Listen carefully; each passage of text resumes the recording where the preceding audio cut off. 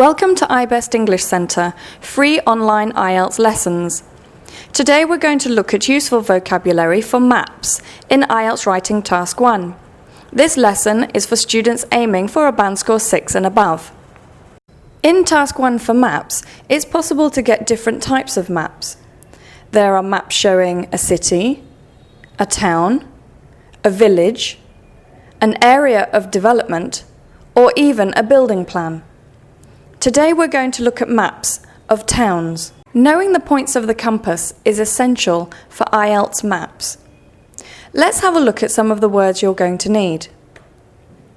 North, south, east, west, northeast, southwest, southeast, northwest. You will need to use these words to describe the location of things on the map. Let's have a look at some examples of how this vocabulary is used in sentences. The hospital is located in the northeast corner of the map. The factory is situated in the south of the town. In the northwest, there is a small residential area. You can see that a similar sentence structure is used for the first two examples. But in the third example, we start with the compass point.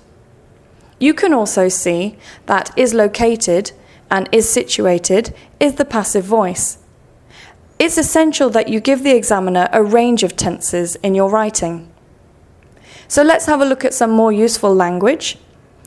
Is located, can be seen, is situated, lies.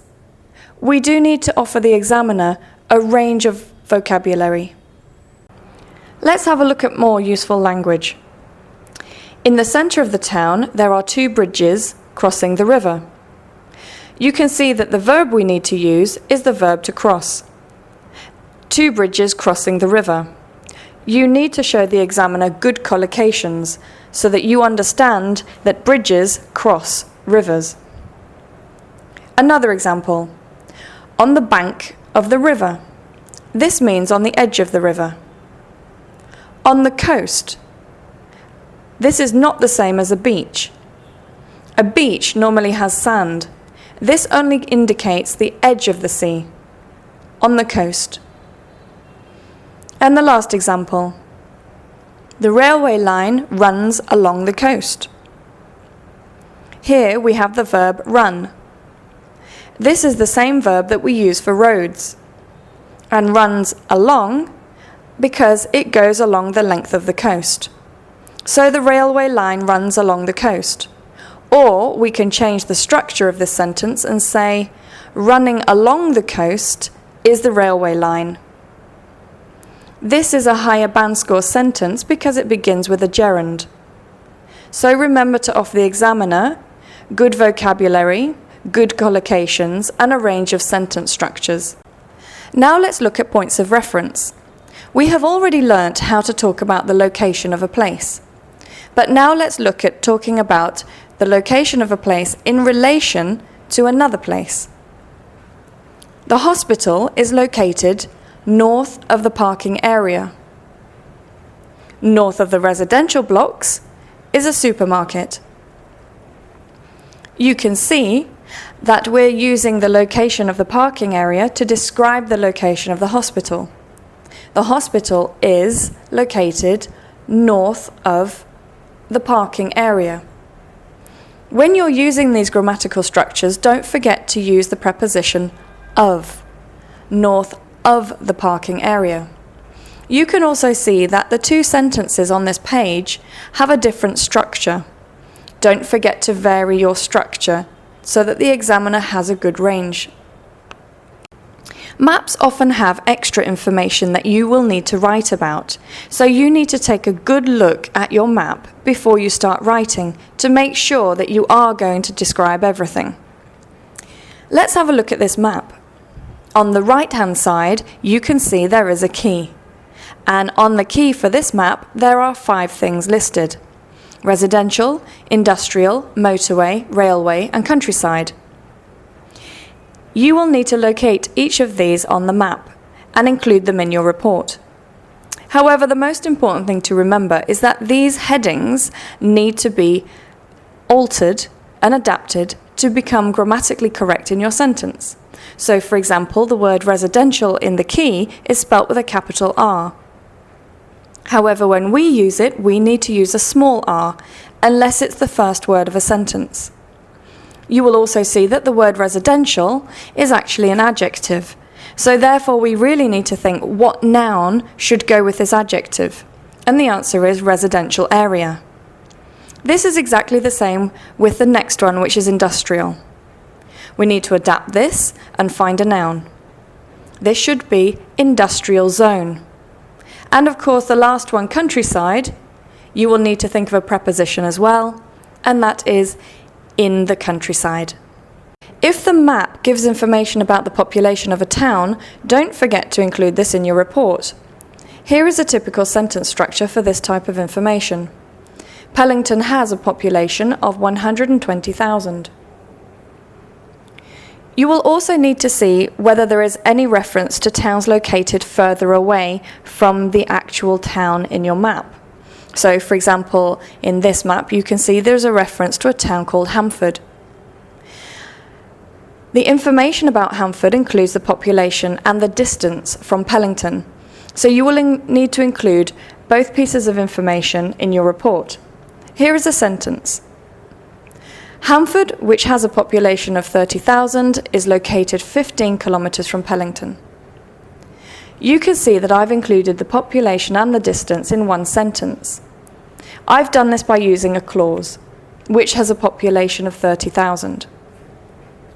This creates a complex structure, and for students who are aiming for a band score 6 and above, it's essential that you actually do use some clauses in your report. However, if you're going to use a clause, please don't forget to have the correct punctuation. Hamford, comma, which has a population of 30,000, comma, is located 15 kilometres from Pellington. Some maps include information about a traffic-free zone. You will have to include this information in your report, but so many students don't really understand what it means, so let me explain. A traffic-free zone is an area in a town or city where transport is not permitted to enter. This means that cars, buses, motorbikes are not able to go into that area. It is a pedestrian area. Pedestrian means people walking. So it's an area for people to walk around, not for traffic. Some maps also include information about roads and motorways, and you will have to refer to this information in your report. So let's have a look at this map. You can see that there is a railway, which is a dotted line, running from the southeast to the northwest of the town. You can also see that there are 3 main roads running from the town centre. So let's have a look at the first example. The main road connects Hindon to Galston. Here we're using the verb connect. The road connects towns together. In the next example, we'll look at Cranston. Cranston is linked to Galston by both the main road and the railway. In this example, we're going to talk about both the main road and the railway together in one sentence. And of course, we're also going to change the verb. Instead of using the verb connects, we will use the verb linked to. And let's have a look at the last example. S1 is located between the main road and the railway to Hindon. Here, we're using the main road and the railway to describe the location of Hindon, which is between both of them. It is possible that you'll be given 2 maps of the same area, but in different time periods. In this case, you'll have to talk about the changes that have occurred between one period of time and the next. Let's take a look at the example. The housing area in the south of the town, on the coast, was replaced by residential blocks and a supermarket. Here you can see I've given the location of the housing in the first map, Then I've said was replaced by, this is the past passive, and then I've given what replaced it, which was the residential blocks in the supermarket. So in this sentence, I've given the examiner the change that has occurred in that part of the map. Let's have a look at some more useful verbs that you will need if you're going to talk about changes in time periods. Was established, was built, was constructed, was made, was replaced by, was knocked down, was extended. You will need to use a variety of language and a lot of the past passive in this type of report. So before we conclude the lesson, let's have a look at some of the common errors that people make when they use vocabulary for maps. One of the most common errors is actually articles. Many students really struggle with whether they should use a, an, the, or nothing at all. I highly recommend that you do a lot of practice with this. The more errors you make, the lower your band score will be. Another example of a common error are capital letters. Again, as I explained earlier on in this lesson, your headings will need to be adapted. So make sure you're using capital letters correctly. And of course, the last common error really is many students forget to use a good range of vocabulary. Try not to repeat the same words all the time.